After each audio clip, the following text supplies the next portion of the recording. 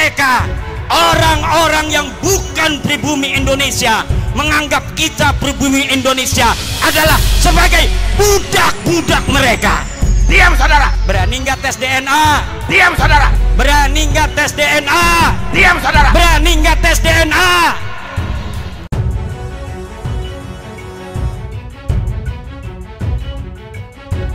Assalamualaikum warahmatullahi wabarakatuh. Saudaraku yang dirahmati Allah. Tanggal 8 September akan dikenang dalam sejarah Indonesia sebagai Hari Mantan Cucu Nabi. Hal ini terjadi setelah pada acara ngerumpi bareng di Robitoh Alawiyah yang dihadiri Guru Gembul. Kehadiran Guru Gembul di lembaga resmi pencatat NASA para Kabid Dobolowi keturunan pengungsi Yaman. Tak disangka telah menjadi tonggak sejarah runtuhnya hegemoni para Kabid Dobolowi yang selama ini mengaku sebagai cucu Nabi. Dan hari Minggu tanggal 8 September 2024 akan dikenang dan dicatat dalam sejarah Republik ini. Guru Gembul telah mewakili keresahan umat yang terpendam dan ditahan selama bertahun-tahun. Apa yang disampaikan Guru Gembul yang secara berani dan jujur mengungkap semua kesalahan para Kabid Dobolowi di luar dugaan banyak orang. Semoga saja apa yang disampaikan Guru Gembul bisa membuat para Kabid Dobolowi introspeksi dan bertobat, dan mau meminta maaf kepada rakyat Indonesia. Meski sepertinya akan menjadi hal yang sulit dilakukan para Kabid Dobolowi. Jika Robitoh ingin masalah para Kabid ini selesai, maka mereka harus legowo untuk mengakui semua kesalahan selama ini dan berani meminta maaf kepada seluruh rakyat Indonesia. Jika tidak, maka jangan harap polemik ini akan segera berakhir. Seperti apa pernyataan Guru Gembul, mari kita simak bersama. Tahun 2000-an, habaib di Indonesia itu sudah ada. Orang-orang yang mengaku sebagai keturunan Nabi itu sudah ada. Dan profesi mereka sangat bervariasi. Status sosial mereka juga bervariasi. Ada dari tukang jualan parfum sampai menteri luar negeri. Indonesia punya yang levelnya habaib. Dan tidak ada kerusuhan, tidak ada polemik di antara itu semua. Yang tiba-tiba muncul adalah, saya mohon maaf ya, di awal reformasi muncul Pak Habib Rizik dengan FPI-nya. Pak Habib Rizik itu latarnya sebenarnya dari NU, tapi entah bagaimana ceritanya, di situ sudah mulai ada kisruh dengan NU yang lain. Ada FPI versus Banser.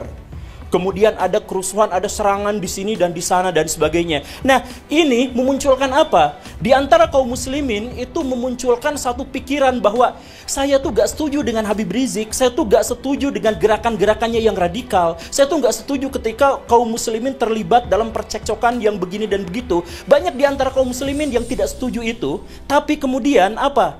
Mereka tidak berani melawan, tidak berani menentang karena itu kan Habib.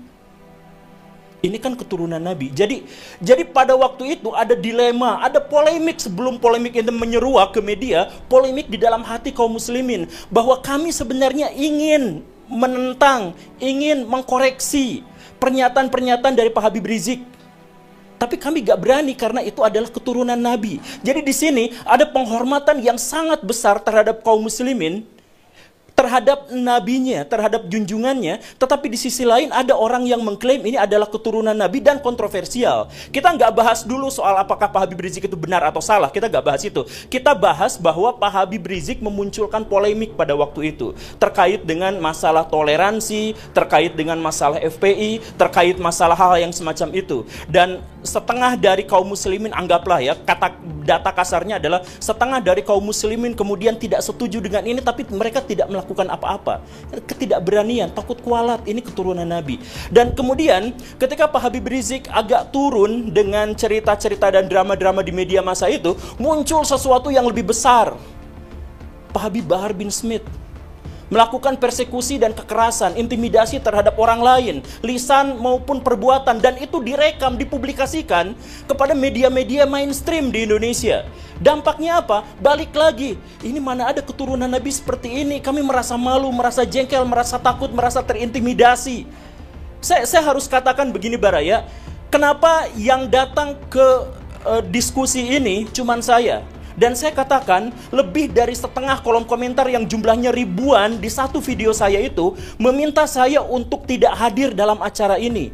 Kenapa? Saya mohon maaf. Dalam konteks ini, pihak Robitoh Alawiyah gagal untuk menyampaikan keamanannya kepada orang lain.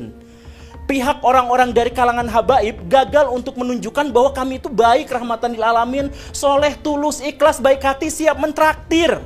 Gagal untuk menyampaikan itu ke publik karena yang ditampilkan itu apa? Kekerasan atas nama habaib, bahwa kami itu boleh melakukan persekusi. Bahkan Pak Habib Bahar bin Smith di pengadilan, ketika beliau sedang diadili, kemudian ada saksi dan kemudian beliau mengatakan, kamu tahu nggak siapa saya? Saya adalah keturunan Nabi. Kalau kakek saya begini, kamu tahu kakek saya seperti ini, kenapa kamu memberatkan? Kamu membuat kesaksian yang memberatkan pada saya. Itu kan sebenarnya menyakiti kaum muslimin. Karena ada orang yang melakukan kekerasan atas nama Nabi, diadili tapi minta privilege. Siapa yang melakukan itu? Golongan habaib. Kalau misalkan kemudian tiba-tiba muncul bahwa kami sekarang sedang diadu domba antara kelompok ini dengan kelompok itu, bukan.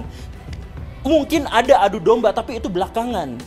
Munculnya itu dari mana? Dari keresahan kaum muslimin karena melihat di satu sisi kami mencintai, demi Allah kami mencintai Nabi, dan wujud dari kecintaan kami terhadap Nabi adalah kami tidak akan mau menisbatkan kekerasan, kejahatan, dan kontroversi terhadap orang-orang yang mengklaim dirinya sebagai keturunan Nabi. Kan masuk akal kan, begitu kan? Kecintaan terhadap Nabi adalah mensucikan beliau dari semua tindak tanduk yang mengangkangi syariah Islam. Nah, jadi permusuhannya sekali lagi ya, kita nggak bahas soal apakah Pak Habib Rizik itu benar atau salah, kita nggak bahas soal Pak Habib Bahar itu benar atau salah, kita nggak bahas itu. Kita membahas rasa takut dari kaum muslimin, rasa resah, rasa merasa terintimidasi. Karena di satu sisi, kaum muslimin sangat mencintai Nabi, tetapi di sisi lain ada keresahan bahwa Nabi dikaitkan dengan tindakan-tindakan atau simbol-simbol dari kekerasan. Itu rasa sakit hati itu belum terobati sampai akhirnya muncul di video Pak Habib Bahar yang sangat kontroversial itu, kakinya diciumin oleh santri-santri yang ngantri jalan bebek. Coba rasakan betapa sakit hati dan marahnya kaum muslimin. Coba kita misalkan bisa melihat dari berbagai perspektif. Misalkan lihat orang-orang yang biasa, orang Islam berdebat dengan orang Kristen, berdebat dengan apa, kan ramai sebenarnya di media sosial.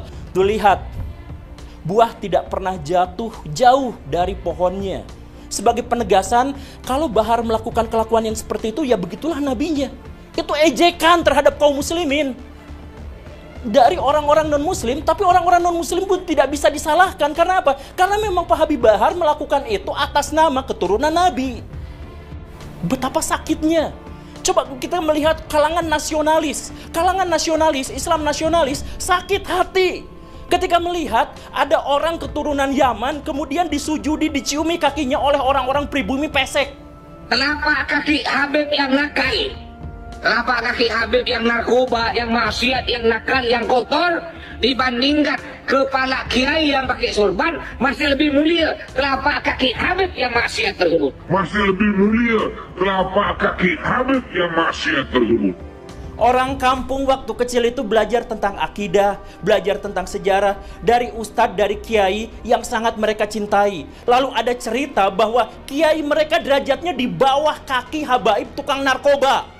Dilihat dari konteks apapun, dalam perspektif apapun, ini benar-benar menyakiti kaum muslimin. Tapi kala itu kaum muslimin berpikir bahwa ya sudahlah, pasrah aja. Kami sakit hati, kami marah, kami pengen sekali untuk mengajak orang ini ke dalam ajaran agama yang benar, katakanlah seperti itu. Ya tapi nggak bisa kan, dia Habib, dia kan keturunan Nabi. Jadi sebenarnya polemik ini bukan muncul gara-gara Kiai Imad, bukan muncul gara-gara dipopulerkan oleh saya, Guru Gembul, bukan. Tapi ini adalah akumulasi dari kekesalan dan kemarahan kaum muslimin terhadap apa yang terjadi yang ditunjukkan oleh beberapa kalangan dari habaib, dari kalangan Ba'alawi.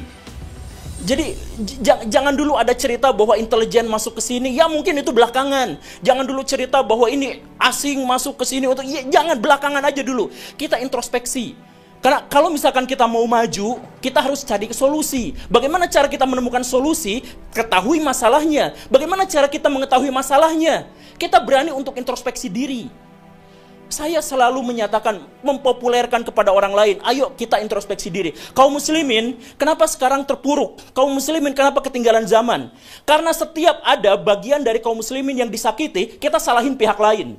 Ketika Indonesia tidak maju, apa yang dinarasikan? Oh, karena ini adalah konspirasi elit global, konspirasi Yahudi, ini Amerika Serikat yang keji dan sebagainya. Ya iya, katakanlah memang seperti itu. Tapi tidak ada seorang pun di antara kita yang gagal itu kemudian menyalahkan pihak lain. Kalau kita gagal dalam permainan sepak bola, kita nggak berhak untuk menyalahin pemain lain yang lebih bagus. Kalau misalkan kita melihat bahwa Indonesia sekarang carut-marut, jelek, terpuruk, tidak memiliki peradaban yang memadai, ketergantungan sama pihak asing, sama Cina, Amerika Serikat, dan sebagainya, introspeksi diri, mungkin kitalah yang salah. Bukan lalu kita menyalahkan pihak lain. Nah, termasuk juga dalam hal ini, Rabithah Alawiyah, kalau misalkan mau berbicara tentang polemik nasab ini, tolong pikirkan jangan, oh ini adalah gara-gara konspirasi, bukan. Ini gara-gara introspeksi aja, saya mohon. Introspeksi aja bahwa di antara kita memang ada orang-orang yang seperti itu. Dan ketika tesis Kiai Imad itu lahir, muncul, akhirnya mengemuka, sentimen-sentimen itu bertebaran di mana-mana. Anti komunis Yaman, imigran Yaman, ayo kita deportasi mereka dan lain sebagainya. Kenapa muncul sentimen-sentimen yang seperti itu? Sentimen itu muncul jelas jauh dari studi akademik, jauh sekali dari nuansa-nuansa atau ekosistem ilmiah, jauh sekali dari situ. Tapi kenapa? Ya karena sebelumnya bukan masalah nasab yang dituliskan oleh Kiai Imaduddin, bukan. Tapi sebelumnya sudah ada bara dalam sekam